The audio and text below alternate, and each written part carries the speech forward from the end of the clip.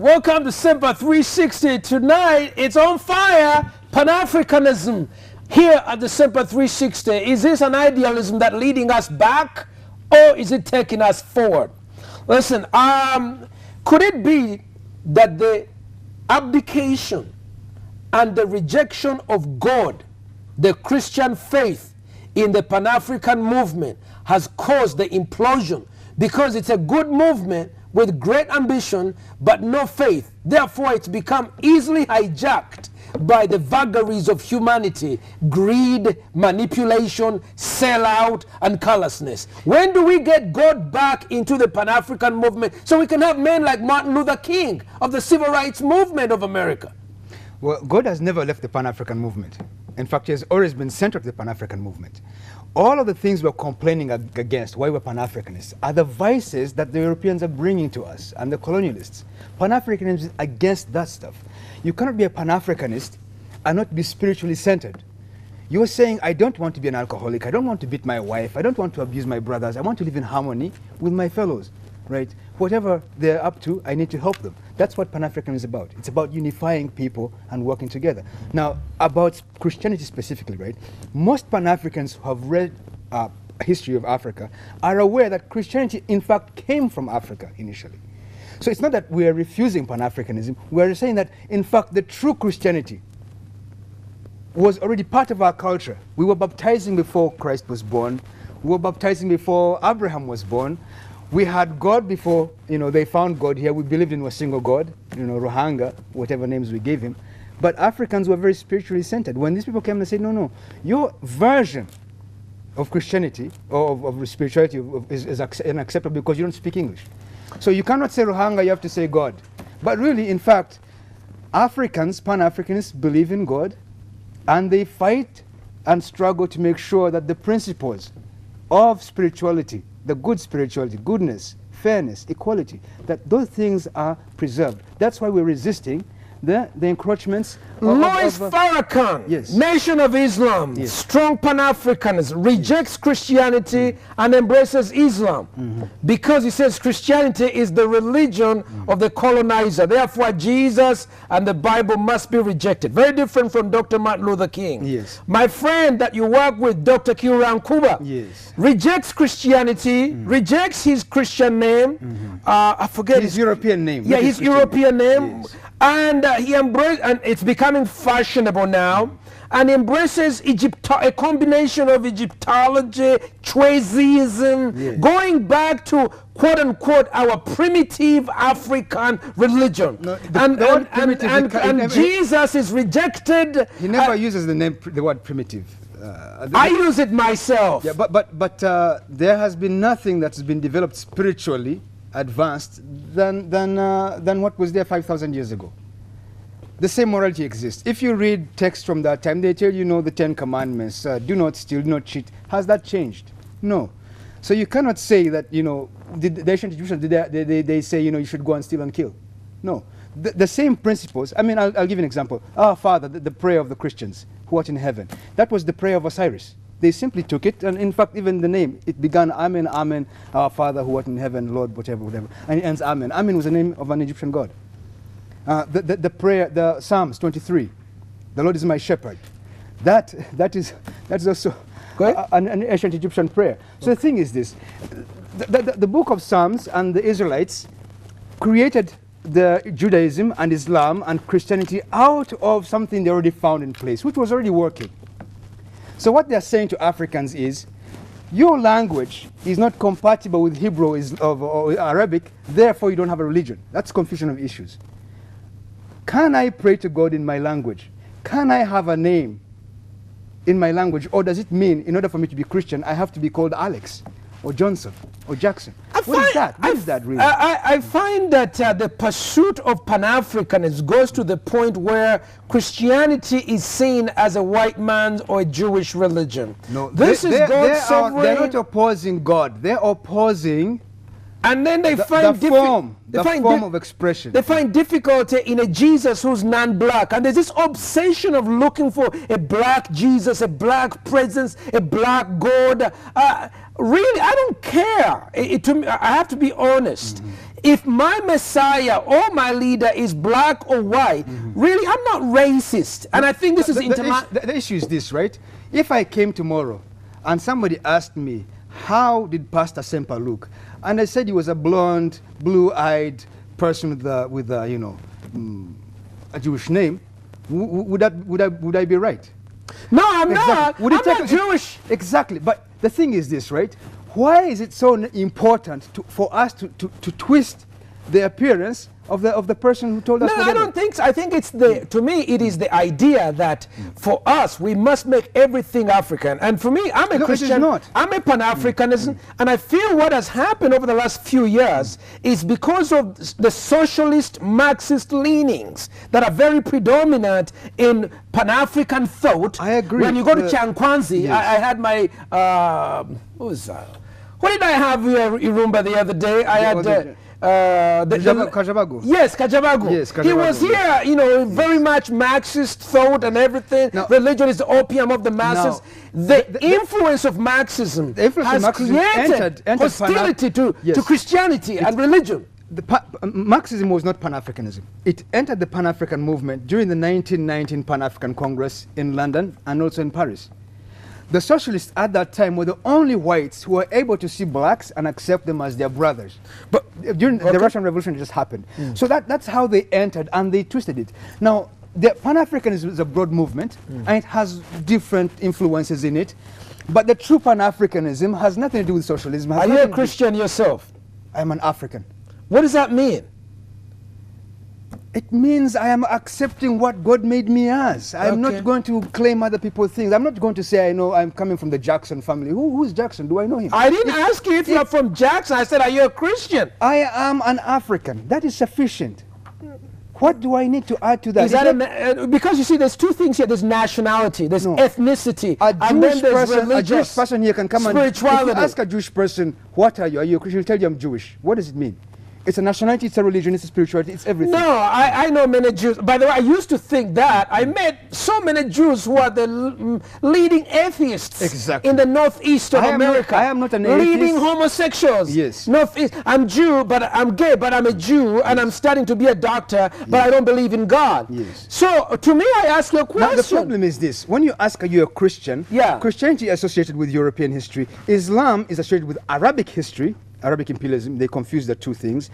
And I think it is acceptable for me to be African and not be an atheist or a person who worships multiple gods. I think you're confusing ethnicity and spirituality, but I'll not take it very far. Yes. I want to move forward to the next issue. We have a crash of civilization here. The Africa says homosexuality is a human vice. Something that is detestable. The European from Berlin, Hague, London and Washington says it's a human right. In fact, now it's becoming a privileged right. We have a clash of civilization. We are seeing funding, quote-unquote donor aid withdrawn, with scholarships and visas denied. I just talked to somebody who was looking to the Australian embassy for scholarships, and they're saying Australian embassy has decided that because of Uganda's quote-unquote homophobia, that we are sick and lunatics because we find homosexuality morally repugnant, we shouldn't receive master's degrees, so they're only giving certificates.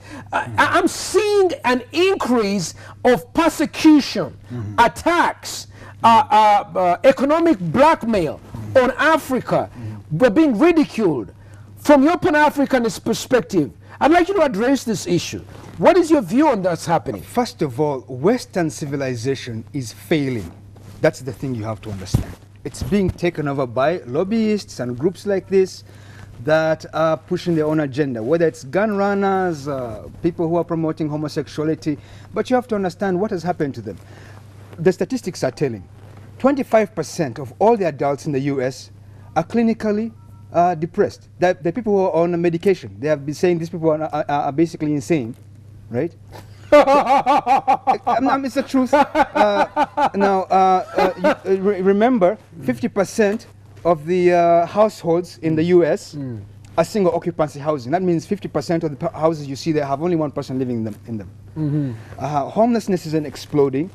The economies have failed because they no longer have slaves. They're no longer getting free labor from Africa or free goods. We're now competing. But that's a long time ago. How can you're stretching history. Wait a bit. No, I'm saying right now, the economies in the West are collapsing. As they are collapsing, they are reaching about for whatever they can do. You expect that they're going to attack us for many things. You should not be surprised by that, nor should you expect anything else. What have they done good for you before? I mean, they enslaved you. Now you want them to give you what? Aid.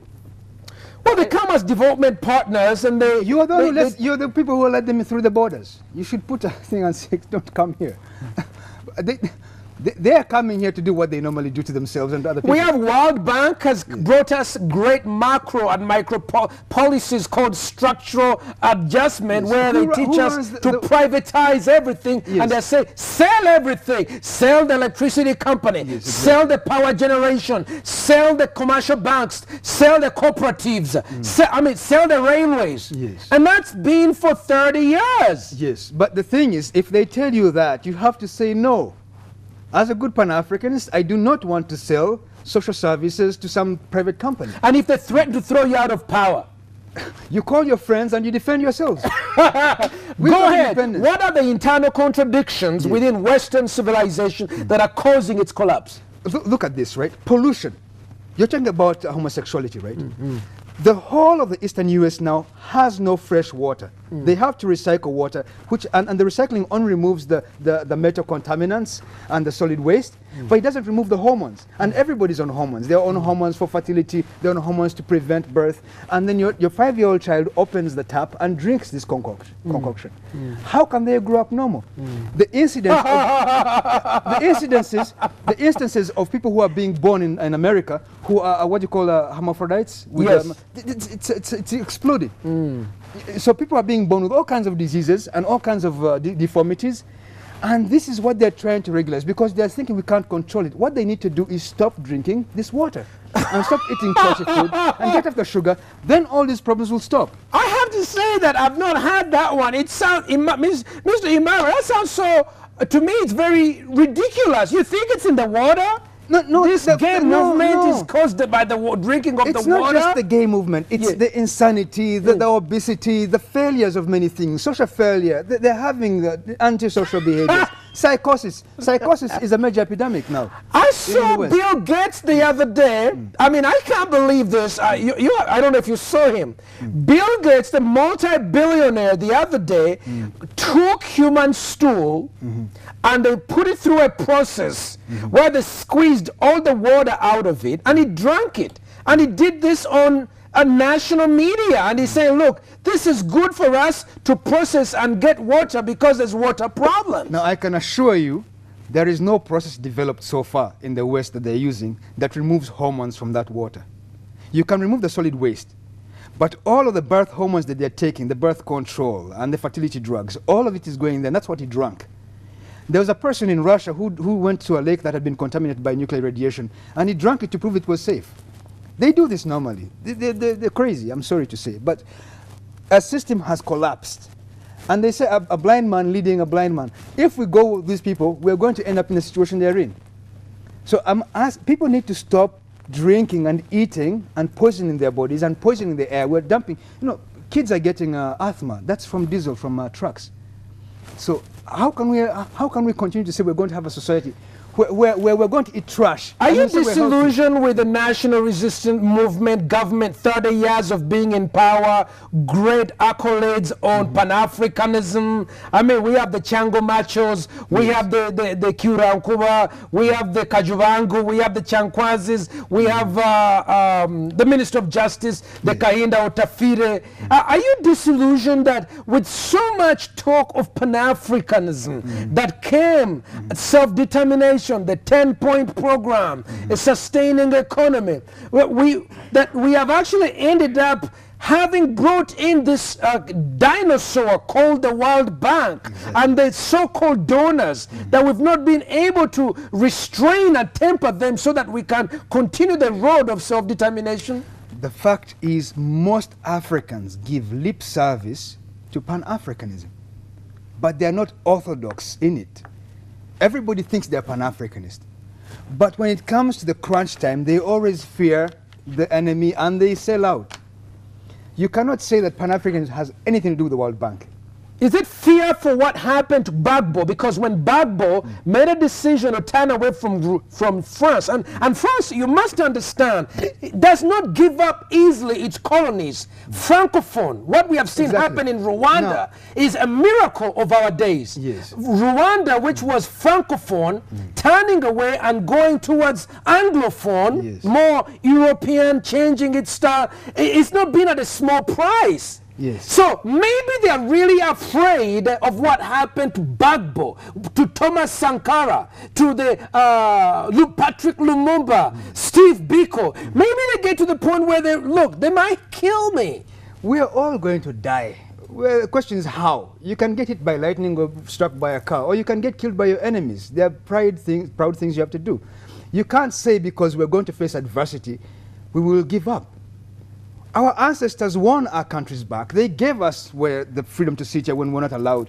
What right do people have to say? I have to sell my country because I'm afraid to die. Everybody dies. We might as well fight and die for the right cause. Yeah, dying is not the end of the world, nor is it the end of the soul. I don't believe that, I believe in eternity. Yeah, we change what we are, but we have to do the right thing. One of the things I believe spiritually is that when we're born and we come to the earth, right, it's not by accident. God sends us here with a mission. But that mission has to be consistent with those laws of self-respect and regard and freedom for people and growth. You can't say, I'm going to give up all that and be fear. The only thing you should fear in this world is God. You should not fear Europeans or the World Bank or anybody. You should do what... I think, who was that who says, Walter Rodney, each subsequent generation must discover its historical mission out of relative obscurity and fulfill it. Yes. It seems to me that the new level, I mean, I have to give you, we may not agree on some things, but I have to, can we give a hand clap to my man Imara? I have to say, I give a hand clap to you because most elites educated in Canada, educated in America, have drunk from the maddening wine of Babylon, and they have forgotten Pan-Africanism. They have forgotten the dreams of our fathers. Right now, they are the ones championing pornography, championing gay rights, championing, I mean, whatever it is, they really are obsessed with the soccer football of England. They have no time to hear you. And I want to move forward to another issue. And I want to go real quick. Soccer, this British, the obsession of the African youth with football. I mean, at midnight, I'm trying to go to bed, and all of a sudden, noise, yay! Arsenal scored, and they're gambling their little earnings away. What do you think about this? I think it's an indication, a symptom of the fact that we are failing as a society. I mean, that's a symptom. These people need to be either playing soccer, they need to be building houses, they need to be, but they're happy because some football club, they'll never go to England, most of them. Why do I don't watch soccer? That phenomenon is absolutely irritating to me. I don't agree with it. We need to promote our own sports and that are healthy. What do you do for entertainment? Personally? Yeah, for leisure, what do you do? I play chess, I hike, I climb mountains, and I've climbed many in British Columbia, and I've done also some here in Africa. I climbed Kilimanjaro. Did you? Yes, I got to the top. How is it like there? Unfortunately, global warming is taking away the ice glacier. Really? I saw the pictures recently and it looks terrible. Oh, wow. Yeah. Have you been to Rwenzori? There was a crazy homosexual idiot who came over, and he says that Uganda may have passed the anti-homosexuality law, unfortunately taking it back, but he went and climbed Rwenzori, and he says he planted a gay flag. A gay flag, the rainbow flag. Listen, we're going to take a break. I'm talking with my good friend, is a professor of history, Imara Kashagama. He's a Pan-Africanist. He's also Minister for Community Rights, Busongora Kingdom. When we do come back, I will talk to him about the state of the Basongora. What happened to the Tracy's in the last days? Stay with us. You're on Sempa 360. We're going back and forward. Be back after this.